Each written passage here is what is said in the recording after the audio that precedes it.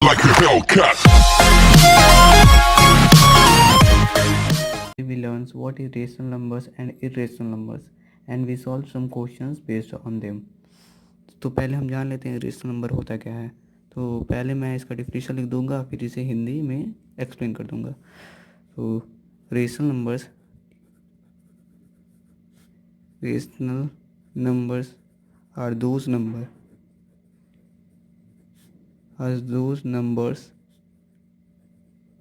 which can be written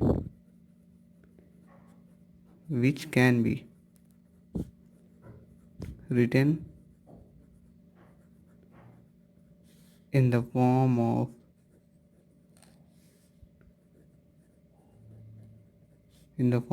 p by q। लेकिन reason क्या होना चाहिए, बट q जो होता है, q की वैल्यू जो होती है, q is not equal to zero. q की वैल्यू ज़ीरो नहीं होनी चाहिए। p की वैल्यू ज़ीरो हो सकती है। फॉर एग्ज़ाम्पल अगर हम लिखते हैं ज़ीरो, तो इसको हम लोग को रेशनल नंबर में डिनोट करना है तो क्या लिख सकते हैं हम लोग, ज़ीरो बाय वन। लेकिन ज़ीरो को हम लोग वन बाय ज़ीरो नहीं लिख सकते हैं, इसे हम लोग वन बाय ज़ीरो में नहीं लिख सकते हैं। तो आप समझ गए होंगे रेशनल नंबर वो नंबर होता है जिसको हम लोग p बाय क्यू के फॉर्म में लिख सकते हैं, बट रीज़न ये है q is not equal to zero. अब जान लेते हैं इरेशनल नंबर्स क्या होता है। Irrational number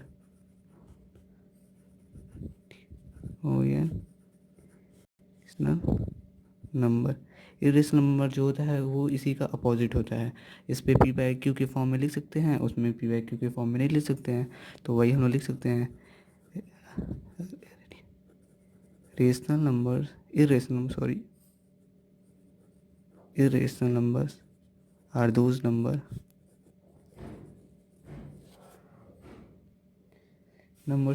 numbers which can numbers एनो में डिनोट कर सकते हैं, which can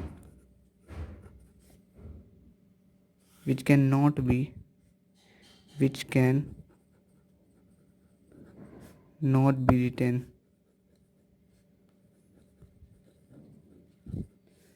in the form of p by q, जिसको हम लोग p बाय क्यू के फॉर्म में नहीं लिख सकते, उसे इरेशनल नंबर कहते हैं। For example under root two, under root three और value of pi.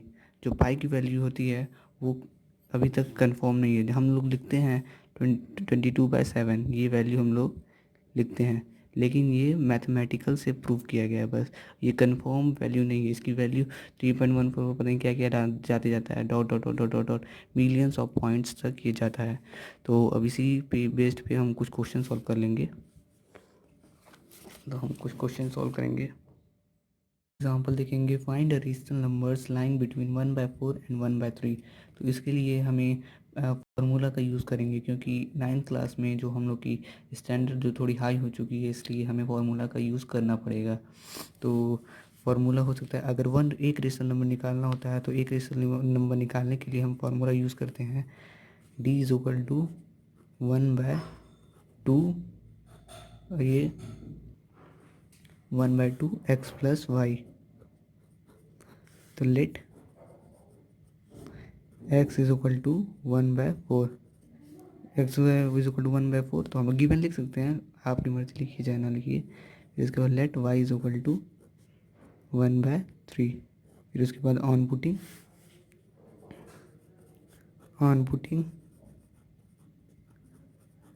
d is equal to 1/2 into 1/4 plus 1/3। अब ये वैल्यू आ गई, तो हम ये लिख सकते हैं 1/2, 4 और 3 कैल्सियम होगा 12, 3 या 12। फिर उसके बाद 3 प्लस 4, ये हो गया वैल्यू। फिर 1/2 7/12, तो इसकी आंसर आ जाएगा 7/24। तो हम लिख सकते हैं 7/24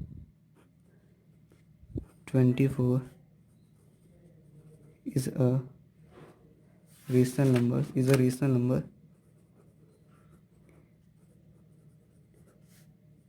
lying between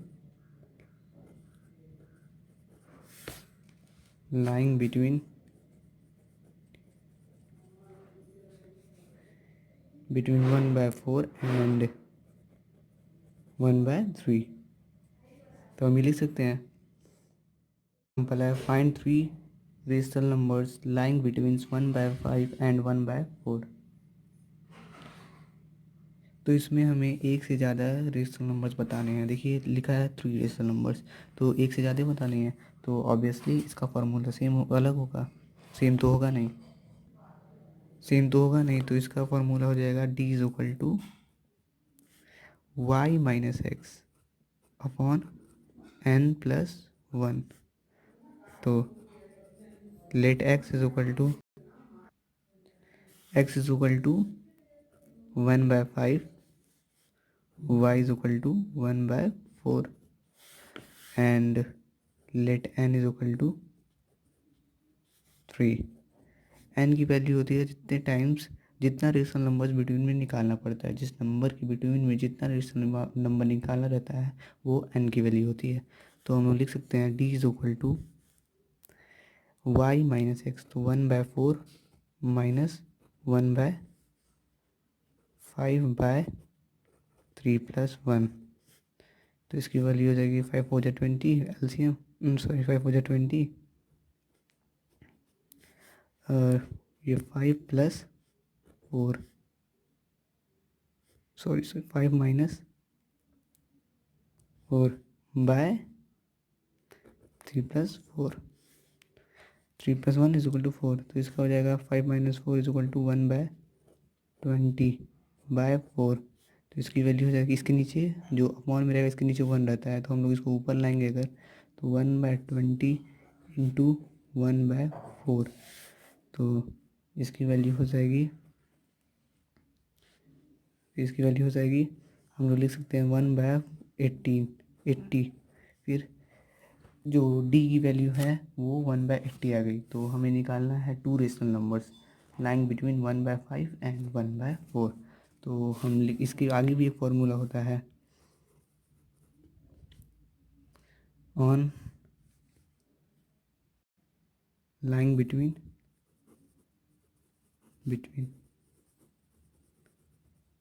तो हम लोग एक और फॉर्मूला होता है, इसके आगे लिखना पड़ता है हमें कितने नंबर चाहिए। तो 2 से हम लोग शुरू करेंगे, इसको x प्लस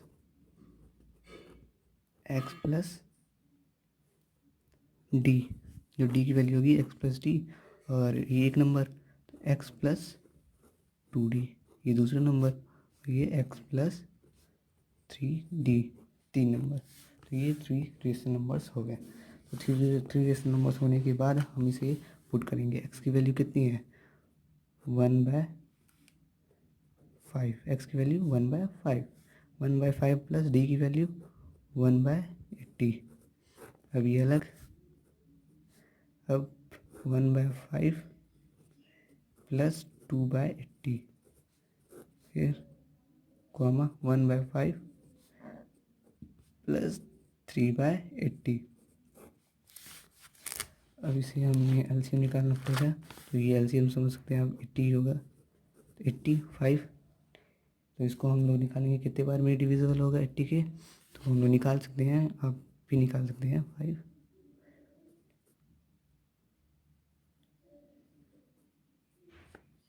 16 बार में।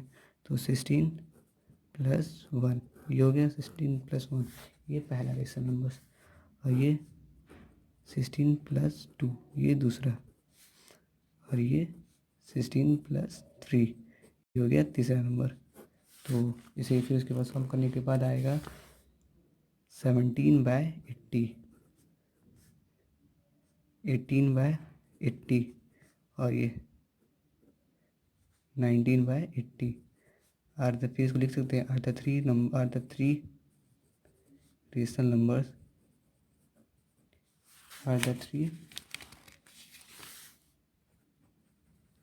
Numbers lying between